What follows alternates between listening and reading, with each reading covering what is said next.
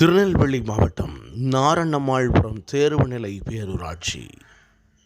நீங்கள் பார்த்து கொண்டிருப்பது வண்ணான்பேச்சேரி மற்றும் வஉசி நகர் சமுதாய கழிப்பிட பராமரிப்பு பணி ரூபாய் 8 லட்சத்தில் இரண்டாவது கட்டமாக கட்டப்பட்டிருக்கிறது.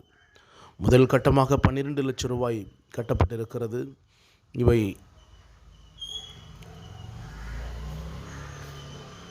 ஆனால் மக்கள் பயன்பாட்டிற்கு 1 மாதம் மட்டுமே திறக்கப்பட்டதாக கூறப்படுகிறது.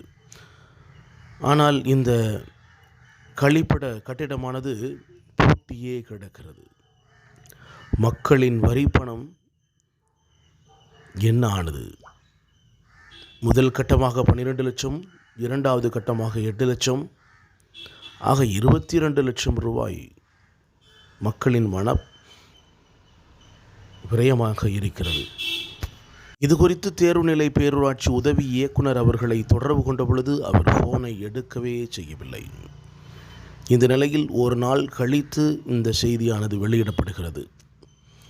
எது எப்படியோ மக்களின் வரிப்பணம் வீணாகக்கூடாது, அவை மக்களுக்கு பயனளிக்க வேண்டும் என்பதே எங்களது நோக்கம்.